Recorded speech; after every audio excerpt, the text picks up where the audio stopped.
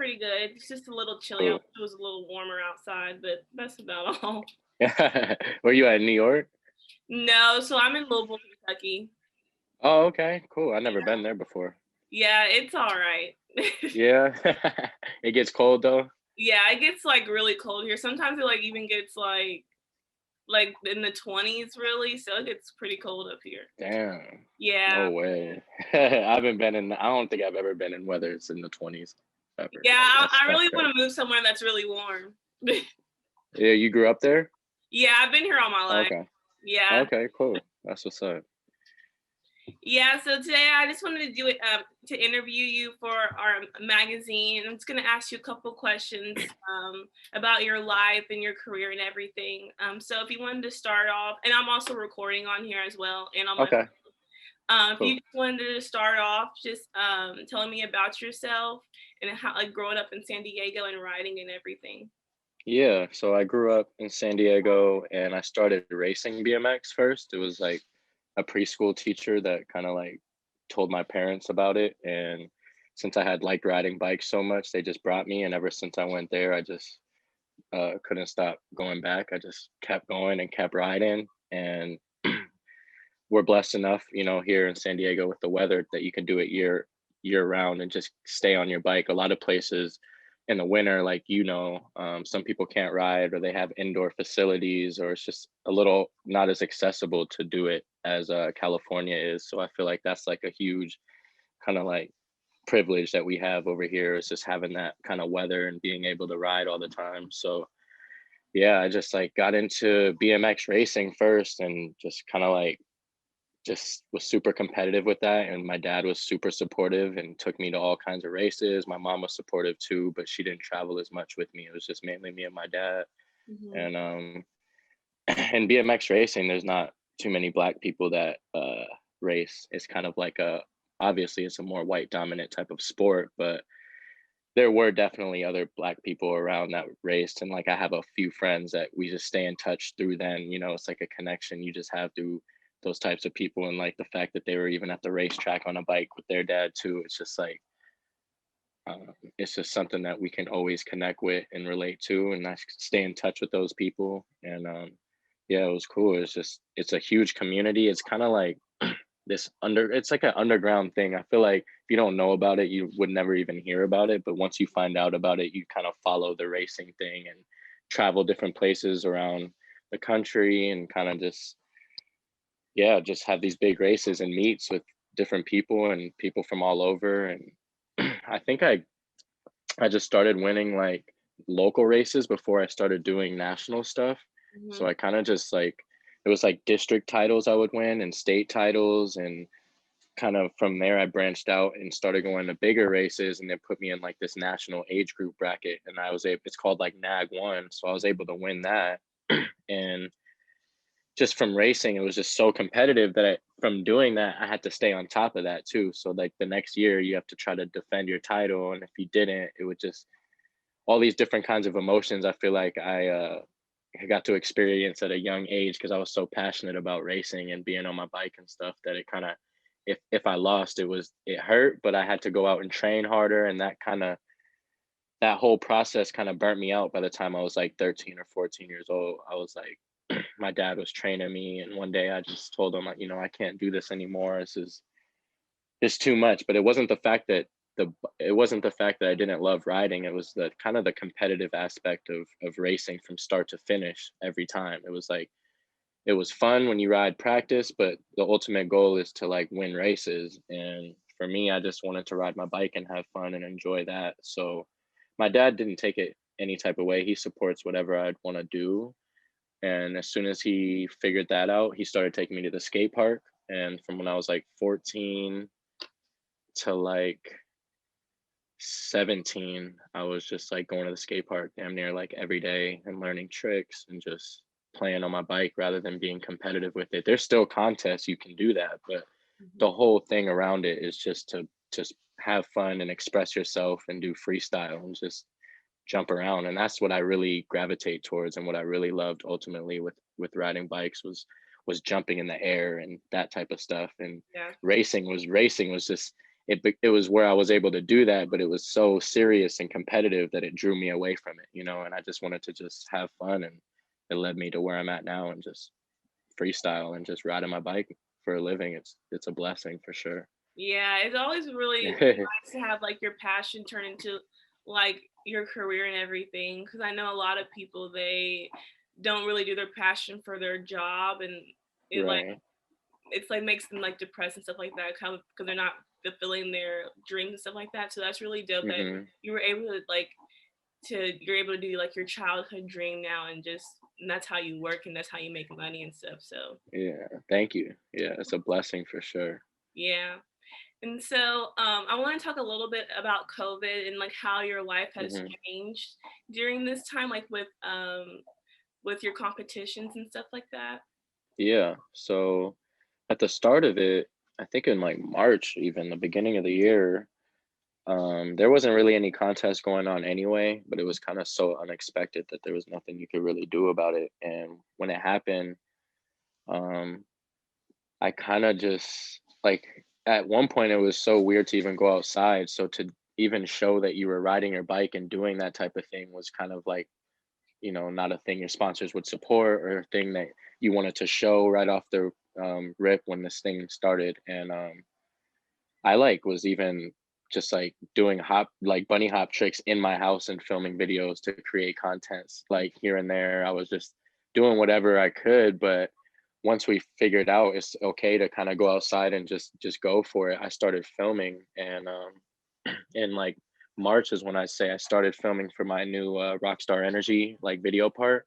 Mhm. And so with our sport, it's like as if like this is the most important thing to us. It's like the most core thing is to create a video that it, you know, shows who you are. Because a contest just shows how good your tricks can be, and under a certain amount of time, it doesn't really show your personality. It doesn't show quite everything. Like there's tricks that I do in videos that are way harder than I would do in a contest because I have more time to sit there and try it than to do it under pressure, you know, with the buzzer at the end. So I just tried to take advantage of the time and just tried to keep filming. And I just started filming for that video. And while I was filming for that, since COVID had just like stuck around longer than everyone thought, BMX started coming out with like these different events, but it was for social media. So you would like film a video and have your fans vote for you. And then there was a judge panel and they vote for you. So I started entering those, and there's like ways to do that and keep me active and in the contest scene. But for me, I just kind of took it as far as like I can sit down, I can like really do what I really want to do and just film every day. And since everything was shut down, COVID, you know, all these businesses where I usually, if I ride it, I get kicked out. There's security, there's all kinds of people that work there. And since COVID was around, it was like I just took advantage of everything being shut down to ride the spots I finally could ride and film them. And so I'm kind of wrapping that up, but I kind of just tried to stay as productive as possible as far as like creating content and filming. Like I feel like it almost helped me out to be only focused on that rather than having contests blur the lines, because sometimes when you travel and do all that stuff, it takes so much energy out that it's like it's hard to get in the filming mode. So this whole year I've just been in filming mode, really. It's been cool. And I think about I think it was like 2 weeks ago, I filmed for a video contest again. There's another one that came out. But this one, you have like 24 hours at a skate park to see what you could do. It's just like one day at a skate park, and that comes out soon. And you pretty much just the same concept. You just have your fans vote for you, and we'll see how that goes. And I'm just kind of trying to stay active as far as like these new events and contests that just pop up because of what's happening. So I just try to stay in the loop and do what I can. Yeah, I think that's what everyone's trying to do. Just to make Yeah. they like it's like a new way, a new normal of things of doing like working and everything. So I think that's really cool that they found a creative way for on social media, since that's where everybody is, for you to like do your Yeah. job. That's like really cool. Thank you. Yeah. It's cool. It's a cool way to do it. And I feel like everything, our whole way with BMX has always been about filming and creating videos and stuff. So it's nothing really new, but it's a time for us that we can actually focus on it 100% because it's the only thing we can do this year. So as long as we just, stay safe doing that. At first, the police was coming at us because we couldn't even be outside. It was like, what are you even doing outside? And then it came down to like at one point you could do certain activities outside and it considered riding bikes and running and this and that. So technically we were riding bikes, but they didn't want us in a group.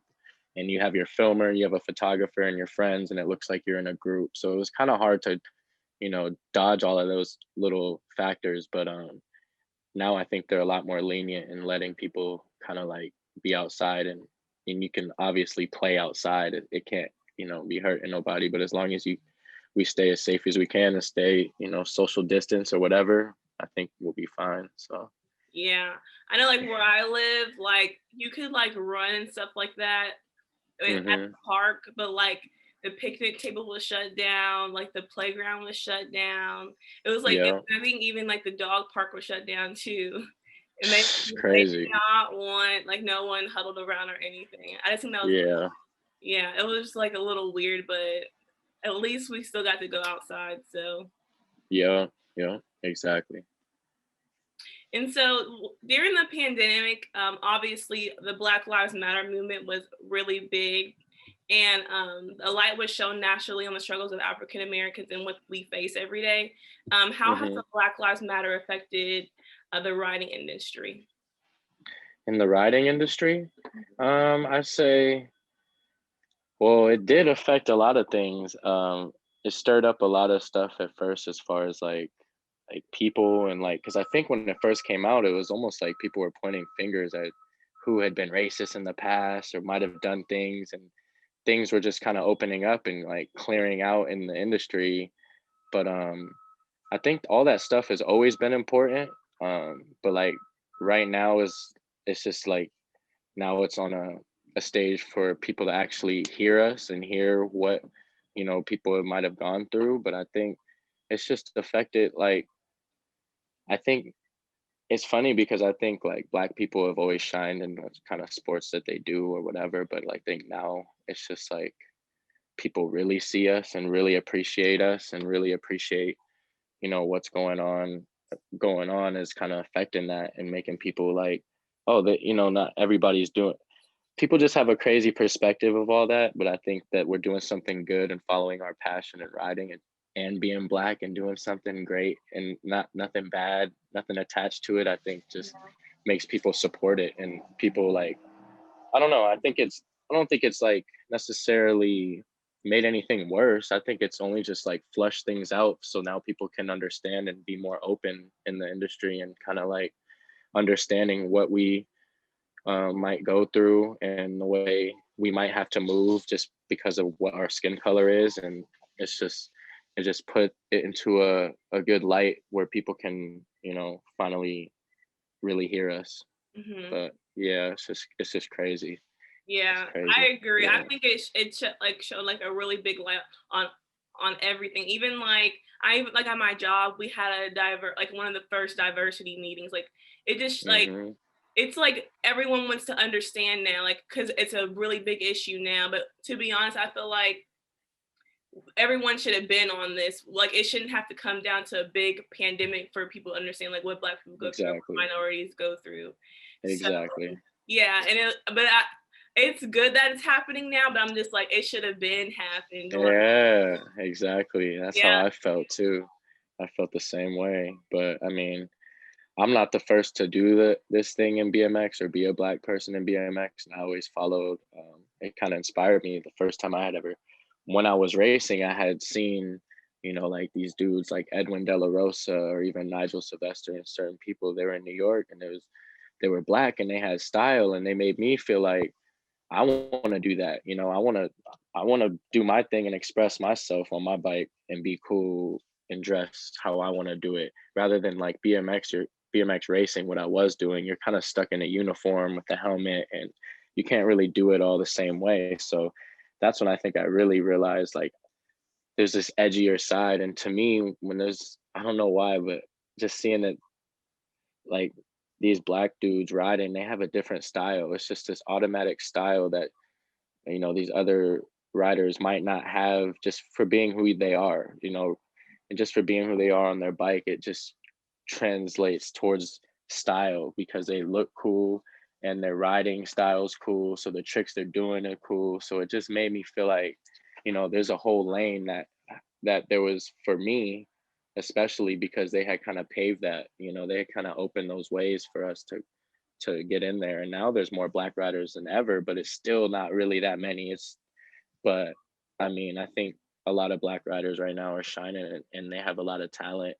But at the time when I was getting into it, there was only a few that were pros that to look up to and aspire to be like. And now it's like, I think it's really cool now that I'm in a position to kind of inspire kids too that might, you know, be black and can relate that they like action sports and that it's a thing. You don't have to be stuck into one thing, because I know some people don't even know that BMX would even be an option. You know, it just seems like maybe football or basketball are the things they follow, or their friends and family might, you know, that's just what it is. But now I think it's cool to see that, you know, there's like this other thing you could do if you love riding bikes, or if you love doing anything. It just kind of shows that you could follow your passion and make something out of it if you just believe in yourself.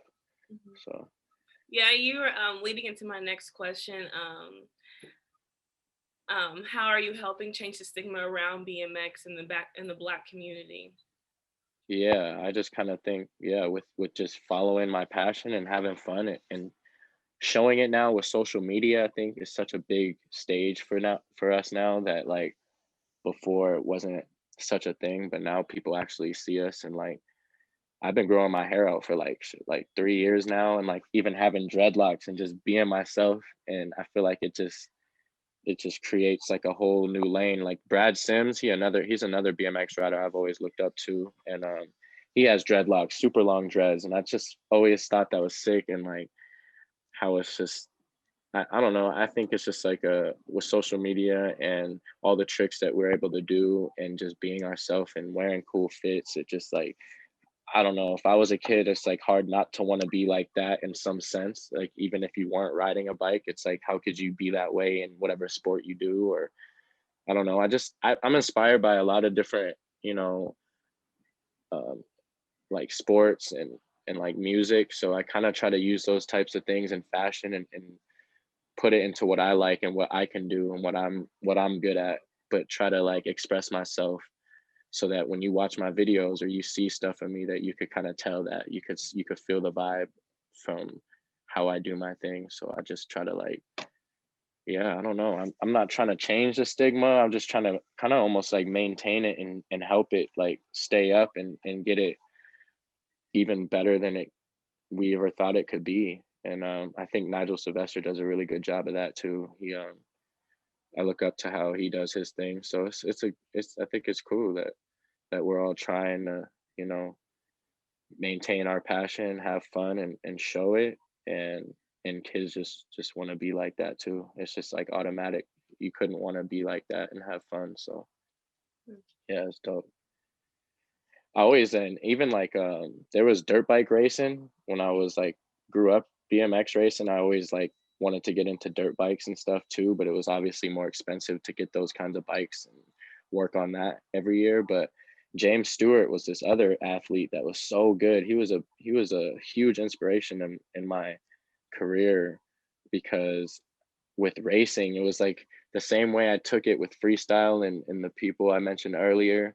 When it came to racing, that was the style I was trying to obtain almost, or like what I was inspired by was his demeanor on the racetrack on dirt bike, and being the best racer on the track. And he was black, and like had like he even had like gold goggles, and like just the steez is different. It's like just natural. It wasn't like he was trying or forceful, like as if somebody else were to throw on gold goggles, it might look crazy. But the way he did it, you know, it just was tight. And I had a pair of those. I had to have those pair, and I like was trying to put them on my helmet and just race around. And I think now people wear goggles when they race, but back then it was only a few people doing it. And I was inspired by him, and I was throwing my goggles on. And I just think it's cool that like I was saying earlier, that how, you know, Black people could shine in sports, like even Lewis Hamilton and Formula One car racing. Like I've been following him too, and it's crazy that like everyone kind of can shine in these like white dominant sports, and now that it's inspiring other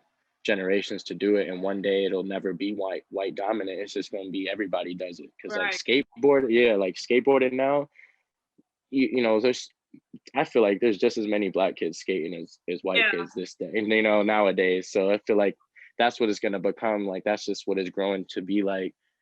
And as we progress, the next generations to come are just going to be the same. You know, like there is going to be no just white boys at the skate park. Like it's going to be everybody at the skate park, and that's how I already feel like it is. Like I don't ever feel out of place, especially in California, or like, or I guess in San Diego, and what area I live in. I don't ever feel out of place. I feel like it's very diverse, and there's, I mean, there's Asian bike riders, there's Mexican bike riders. I mean, it don't matter if you're riding a bike, you say what's up, and it's just like that's where you connect. And even if you skate, it's like become like that. It's like not even really beef with skating, like totally like that. You know, if you relate and you're at the skate park and you have fun, it's all love. It's never really a thing.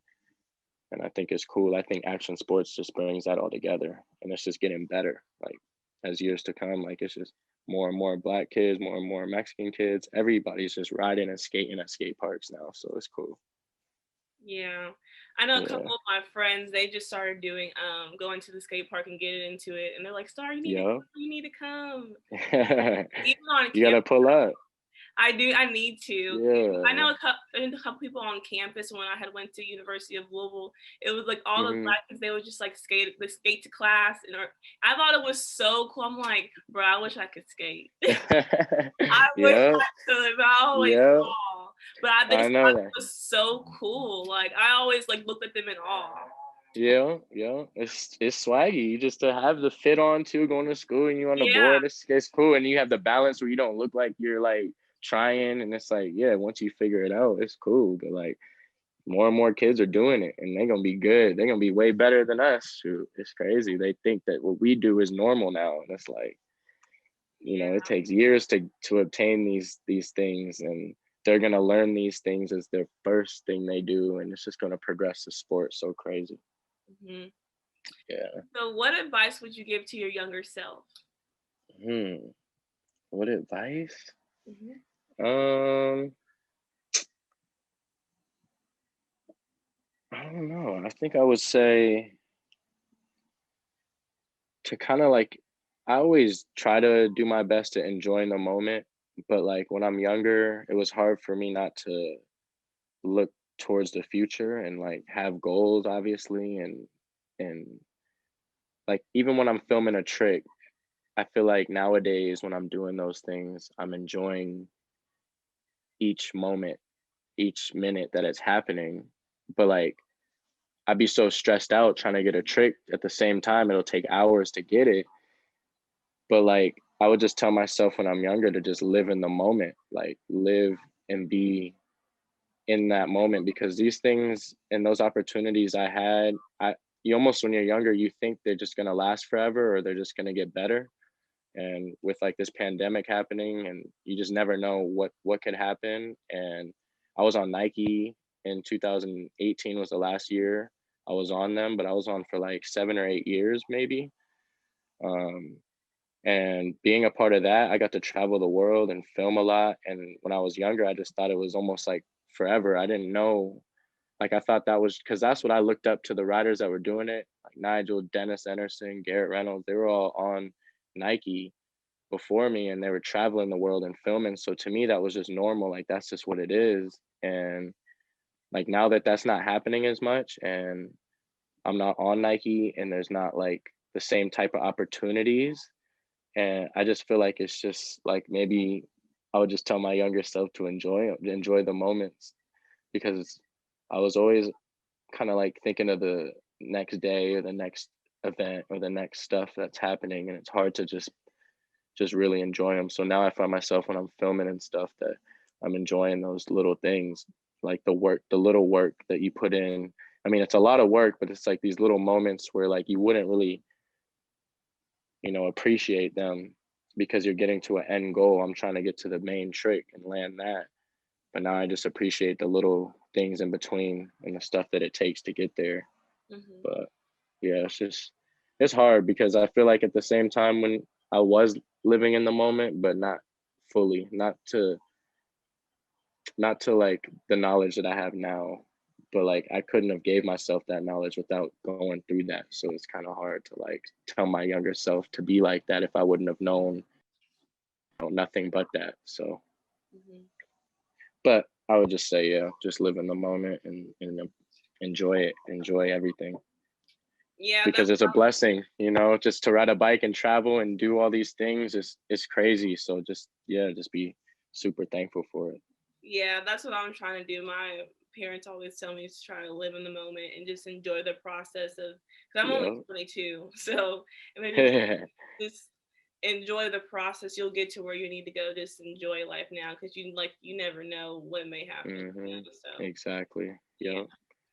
I So feel what that. was one of your greatest accomplishments? Greatest accomplishments? Well, as far as like contests and stuff, maybe I'd say like X Games, obviously, because X Games was kind of the reason I got into this stuff. It was like something that I'd always see on TV. It'd be like Dave Mira, Tony Hawk, Matt Hoffman, and they're almost like superheroes, these action figures that I would like play with the toys, the X Games ramps, and just be a little kid playing with it.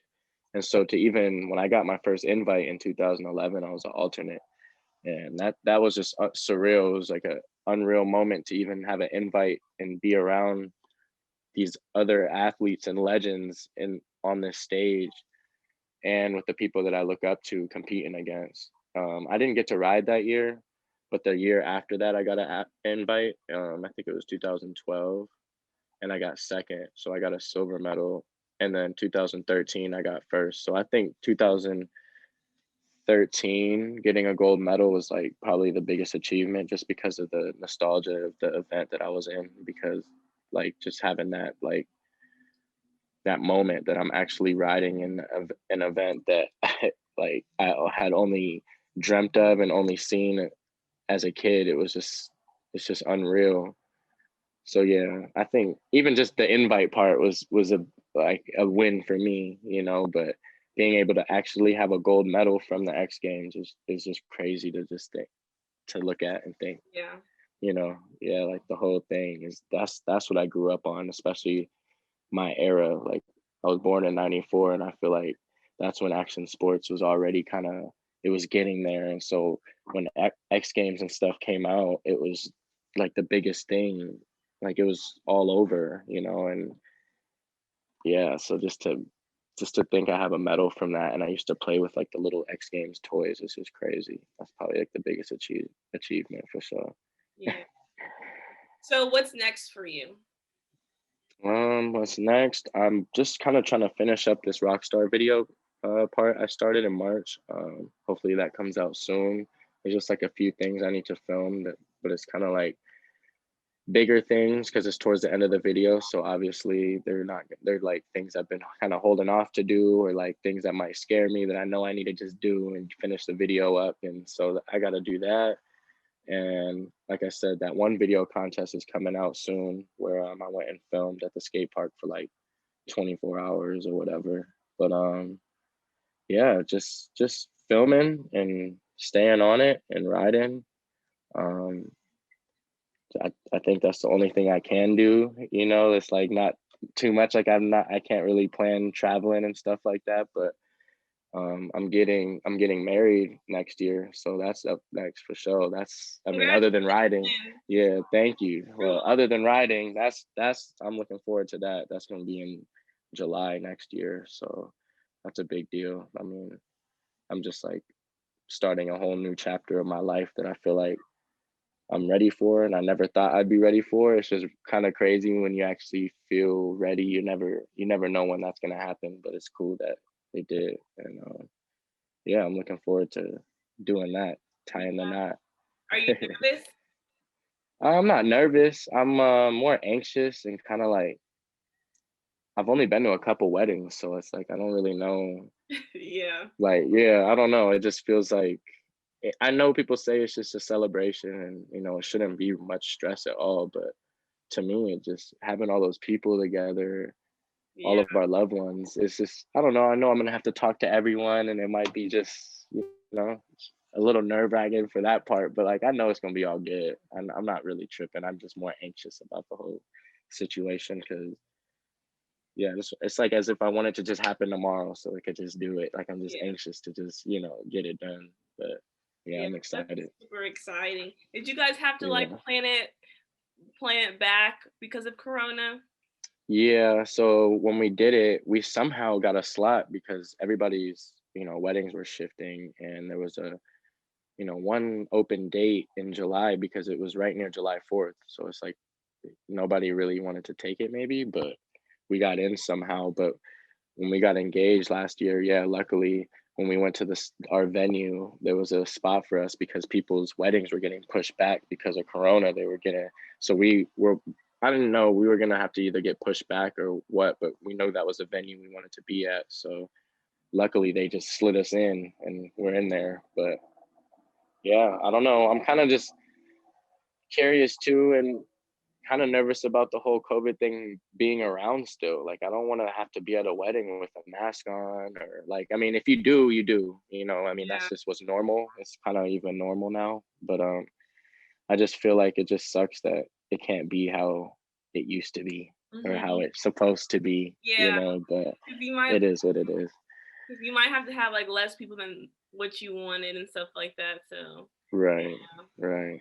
It is what it is, but it's gonna be fun, and I'm looking forward to it. congratulations again. That's exciting. Yeah, thank you. Thank You're you. welcome. Well, that's all the questions that I have for you. I really appreciate you taking your time out your So day to come talk to